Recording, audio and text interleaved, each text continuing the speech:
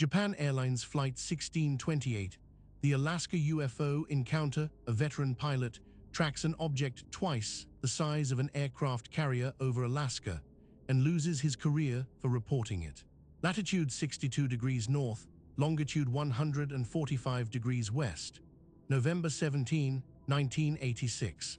The Boeing 747 cargo aircraft designated Japan Airlines Flight 1628 maintains its cruising altitude over the vast darkness of Alaska, a routine segment of its journey from Paris to Tokyo. Captain Kenju Terarachi occupies the left seat, his hands steady on the controls, his eyes scanning the instrument panel with the practiced ease of a man who has logged over 10,000 flight hours. The cockpit is warm against the Arctic cold outside. The two flight officers beside him monitor their own instruments. Below, scattered city lights punctuate the darkness like stars reflected on black water. Then Captain Terarachi notices something unusual. Lights appear in the airspace ahead, moving in a manner that initially suggests other aircraft. He watches them, expecting them to pass or maintain their distance according to standard flight protocols. They do not. The lights perform maneuvers inconsistent with conventional aviation, movements that defy the predictable geometry of commercial or military flight paths. Captain Terarachi alerts his crew. The two flight officers observe the lights as well. What begins as a curiosity transforms into something far more significant. The lights do not disperse. Instead, they appear to coalesce or become associated with something much larger, an object that moves deliberately into position between the 747 and the city lights scattered across the Alaskan landscape below. Captain Terarachi stares at what now occupies the airspace in front of his aircraft. The object is enormous. He estimates its size as larger than two aircraft carriers, a comparison that carries weight given his years of experience and his familiarity with scale at altitude. The object moves between the Boeing 747 and the lights on the ground, and as it does, it blocks them out. The area of darkness it creates corresponds with the dimensions Captain Terarachi has estimated. The lights vanish behind the mass, then reappear as the object shifts position. 50 minutes. For 50 minutes, the object maintains its presence near Japan Airlines Flight 1628. Captain Terarachi requests permission from air traffic control to change course, to maneuver away from whatever is tracking his aircraft through the Alaskan night. The Federal Aviation Administration responds, routing the flight differently, attempting to separate the commercial aircraft from the unknown. The FAA also requests that another aircraft in the area, a United Airlines flight, look for any traffic near the position of JAL 1628. The United crew reports nothing visible from their vantage point, though researchers will later note that the viewing geometry may have rendered visual detection impossible from that particular aircraft's location and angle. The object tracks the 747 through multiple course changes. It does not behave like a stationary phenomenon or an atmospheric trick of light. It follows, it repositions. It demonstrates what appears to be awareness of the aircraft's movements, matching the Boeing's changes in heading with adjustments of its own. Captain Terarachi continues to fly, continues to report, continues to observe an object that should not exist according to any known framework of human aviation technology. The air traffic controllers monitor the situation from their stations in Anchorage. On their radar screens, they confirm an unknown near the aircraft's position. The confirmation is documented. The unknown appears on the equipment, a return that corresponds with Captain Terarachi's visual report from the cockpit. Then, as the 747 approaches Anchorage, the object departs or extinguishes. The massive presence that has shadowed the aircraft for nearly an hour simply ceases to be observable. Flight 1628 continues to Anchorage International Airport without further incident. Captain Terarachi lands the aircraft safely, completes his post-flight procedures, and files his official report to the Federal Aviation Administration. The report is detailed, professional, and unambiguous.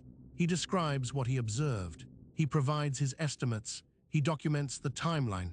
The FAA receives the report and initiates a formal investigation. The investigation is unusual. The Federal Aviation Administration does not routinely investigate reports of unidentified flying objects. The agency's mandate concerns aviation safety, not the documentation of anomalous phenomena. Yet the JAL 1628 encounter triggers an official response. The FAA's Aviation Safety Center in Washington conducts the inquiry, examines the radar data, reviews Captain Terrarach's written account, and interviews the crew. The investigation produces an official summary document that confirms the radar data showing an unknown near the aircraft's position. The document acknowledges the crew's account.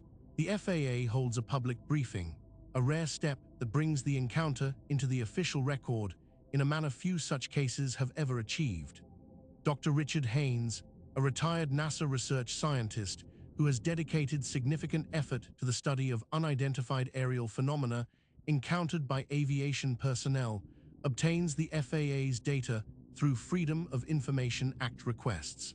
He publishes a detailed technical analysis of the encounter, examining the radar returns, the timeline, the witness credibility, and the physical implications of the reported object's size and behavior. The FAA's release of Captain Terrarach's written report and the accompanying radar data establishes the JAL 1628 case as the first documented instance in which the Federal Aviation Administration officially provides unidentified aerial phenomenon encounter data to public researchers. The precedent is significant. The documentation is thorough. The case enters the historical record with a level of official validation that most such encounters never receive. But there are consequences for Captain Terrarachi. Following the public attention his account attracts, Japan Airlines removes him from command. The veteran pilot, whose professional record has been distinguished across more than 10,000 hours of flight time, is grounded. He is reassigned to desk duties. The official explanations for this action are vague, but researchers interpret the timing and circumstances as retaliation for making the encounter public. The pattern is consistent with other cases involving military and civilian pilots who report unidentified aerial phenomena. The professional risk is real. The deterrent effect is measurable. Pilots who speak publicly about encounters they cannot explain often face career consequences that discourage others from coming forward. The object Captain Terrarachi observed, if his size estimate holds any accuracy, would represent a craft of approximately 1,500 to 2,000 feet in horizontal dimension. No known human technology in 1986 possessed the capability to construct a flying vehicle of that scale. No known human technology in the decades since has achieved it either. The object's positioning between the aircraft and the ground lights, its ability to track the 747's course through multiple heading changes, and its apparent awareness of the aircraft's movements suggest either deliberate following behavior or a pursuit that demonstrates intentionality. The radar confirmation removes the possibility of simple misidentification or hallucination. Something was there. Something was detected. Something occupied the airspace near Japan Airlines Flight 1628 for 50 minutes over the state of Alaska. The FAA investigation concludes without providing a conventional explanation. The agency acknowledges the anomalous nature of the encounter, but does not resolve it. The documentation remains available through Freedom of Information requests, a permanent record of an event that defies easy categorization. The case is entered into the FAA's official records, where it joins a small number of encounters that have received genuine governmental investigation and acknowledgement. The JAL 1628 case achieves unique documentary value within the field of unidentified aerial phenomenon research. It combines official FAA investigation and public data release with the testimony of a senior, credible pilot whose professional record was impeccable. The crew's corroboration of the lights, the FAA's radar confirmation, and the agency's willingness to investigate and release information constitute official government acknowledgement of an anomalous encounter by a commercial aviation crew. Few cases in the history of such phenomena achieve this level of documentation and official validation. Yet the case also documents the cost of that validation. Captain Teraracci's removal from command after public disclosure becomes a cautionary tale cited by researchers as the primary reason aviation encounters with unidentified phenomena are systematically underreported. Pilots fear professional consequences. Airlines fear reputational damage. The institutional pressure to remain silent is significant, and the JAL 1628 case demonstrates why.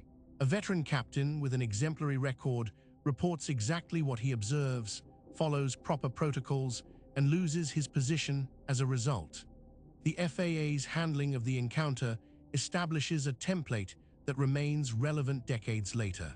The agency investigates formally, it releases data publicly, but it does not explain. It acknowledges without resolving, it documents without concluding. This approach allows the JAL 1628 encounter to remain in the official record as an unexplained event, neither dismissed nor interpreted, a permanent question mark in the files of commercial aviation history. Researchers continue to cite the case as the reference standard for commercial aviation unidentified aerial phenomenon documentation. The combination of witness credibility, radar confirmation, official investigation, and public data release creates a foundation that few other cases can match. Whatever Captain Teraracci and his crew observed over Alaska on November 17, 1986, it was real enough to appear on radar, significant enough to prompt an FAA investigation, and anomalous enough to resist conventional explanation. The object was there, the object was massive, the object followed a commercial aircraft for 50 minutes, and the pilot who reported it paid the price for his honesty. If you found this case compelling, subscribe to Vanishing Roads for more documented paranormal investigations from around the world. This story was created with AI assistance based on documented case files. All events reference real investigations and reported incidents.